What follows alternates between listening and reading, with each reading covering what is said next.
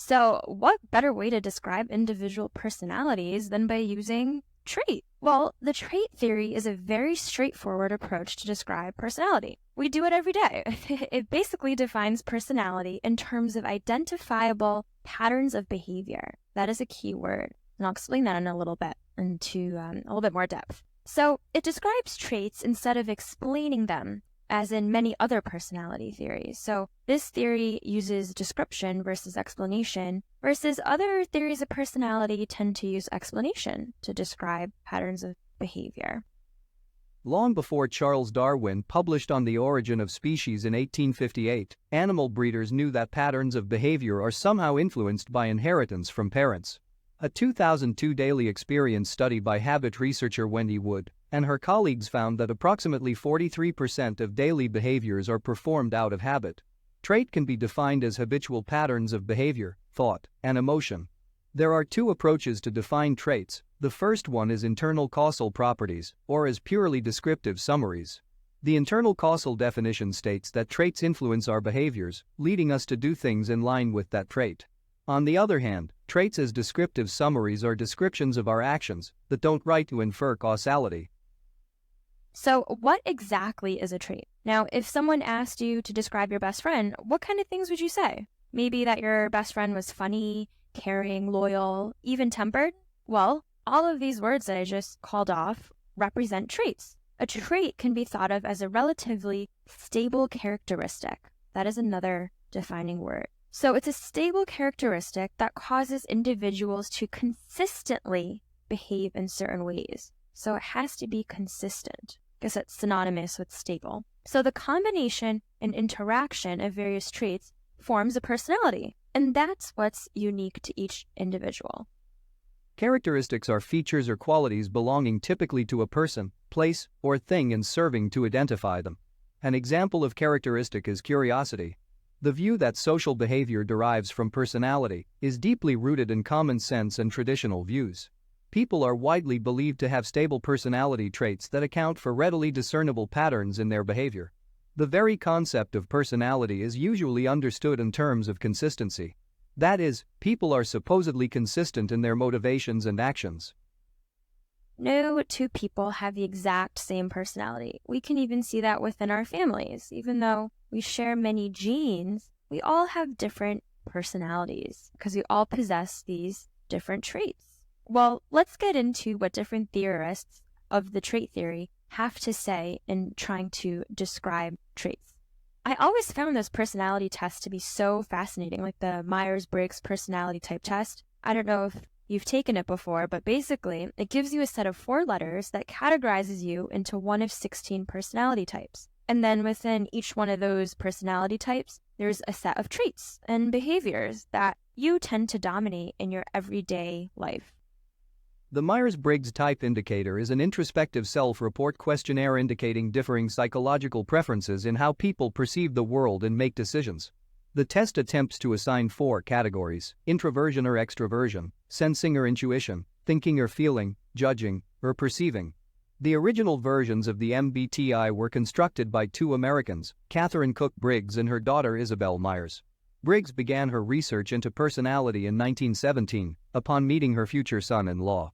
Briggs observed marked differences between his personality and that of other family members.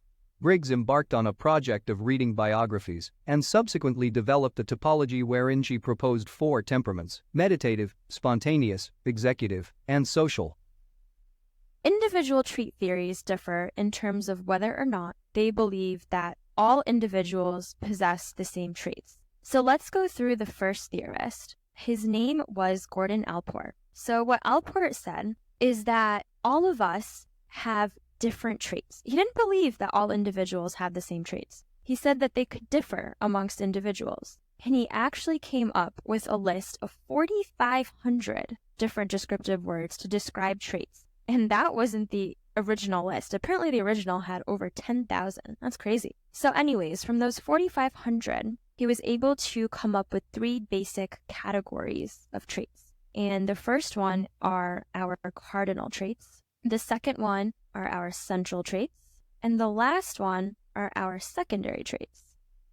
Allport had a profound and lasting influence on the field of psychology, even though his work is cited much less often than that of other well-known figures.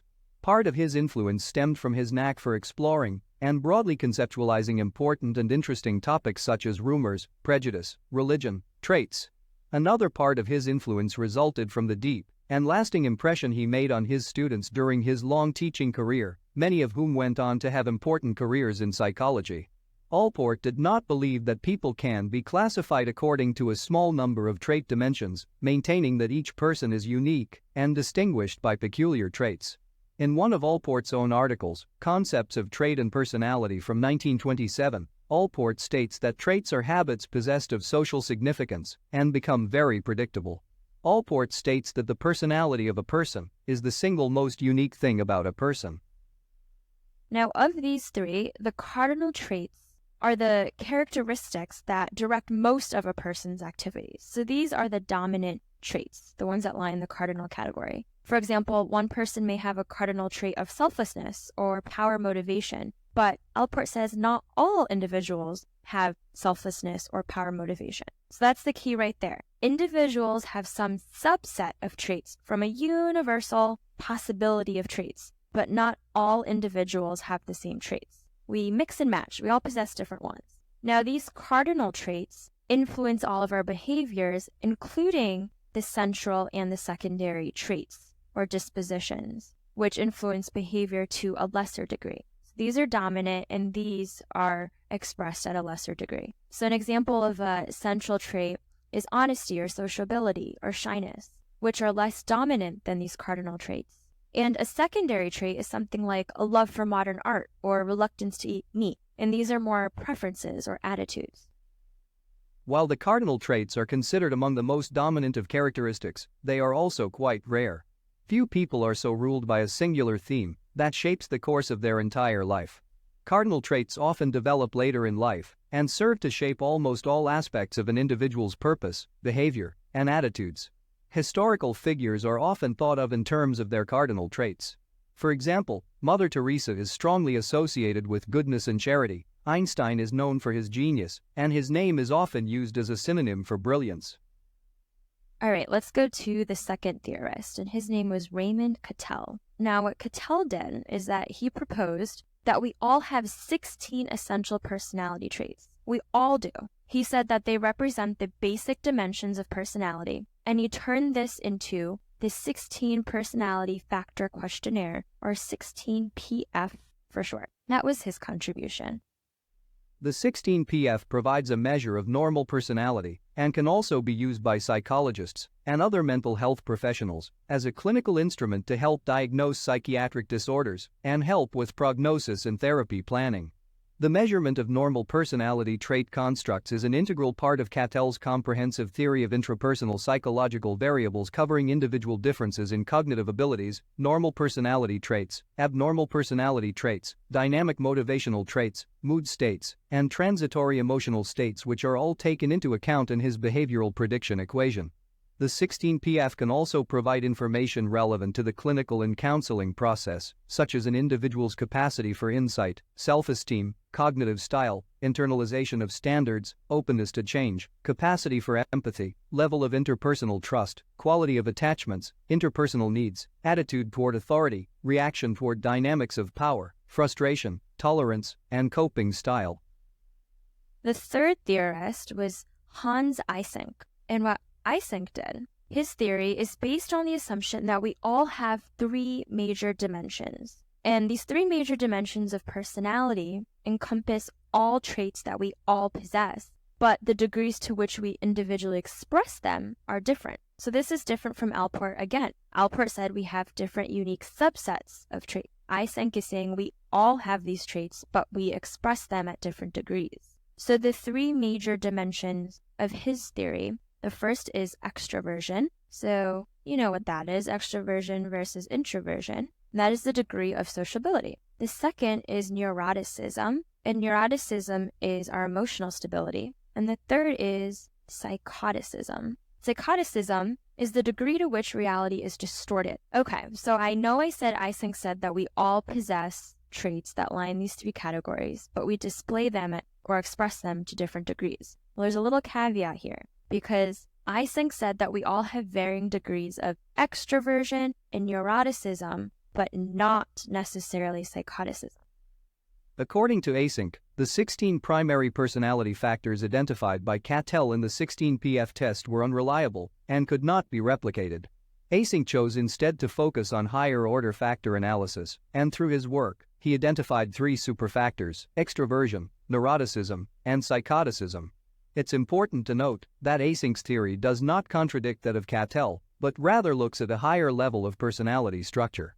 Eysenck's theory focused on innate, genetically based personality differences. He believed personality is largely governed by biology, and he viewed people as having 2 specific personality dimensions: extroversion versus introversion and neuroticism versus stability. After collaborating with his wife and fellow personality theorist Sybil Eysenck, he added a 3rd dimension to this model: psychoticism versus socialization. The last major theory trait is called the Big Five. And the Big Five, again, is found in all people of all populations. So the first major personality trait in the Big Five is openness. And what I mean by openness is that we ask the question, are you independent or are you conforming? Are you imaginative or practical? The second is conscientiousness. So in conscientiousness, we're asking the questions, are you careful or careless? Are you disciplined or impulsive? Are you organized or disorganized? The third is extroversion. And in extroversion, we're asking the questions, are you talkative or are you quiet? Are you fun-loving or sober? The fourth is agreeableness. And in agreeableness, we're asking the questions, are you kind or are you cold? Are you appreciative or unfriendly? And the last we've already seen from Eysenck, and that is neuroticism. So in neuroticism, we're asking the questions, are you stable or tense? Calm or anxious? Secure or insecure? The Big Five personality traits was the model to comprehend the relationship between personality and academic behaviors. This model was defined by several independent sets of researchers who used factor analysis of verbal descriptors of human behavior. These researchers began by studying relationships between a large number of verbal descriptors related to personality traits. They then reduced the lists of these descriptors and then used data mostly based upon people's estimations in self-report questionnaire and peer ratings in order to find the underlying factors of personality. Studies indicate that the Big Five traits are not nearly as powerful in predicting and explaining actual behavior as are the more numerous facets or primary traits. Okay, so Cattell, Eysenck, and the Big Five, all over here, used something called factor analysis to come up with these categories of our traits. So factor analysis is a statistical method that categorizes and determines our major categories of traits. And Allport's theory did not use that. He relied on different procedures to determine traits. So basically, factor analysis reduces the number of variables and detects structure in the relationships between variables. And we do that because we want to classify variables. So in the past, probably at the time of Cattell and Eysenck, this was done out by hand. All of the possible combinations in determining the number of categories of traits was done by hand. But now we have fancy computer software that can do all the math for us, and it's what gives us these final sets of variables or classifications of personality traits.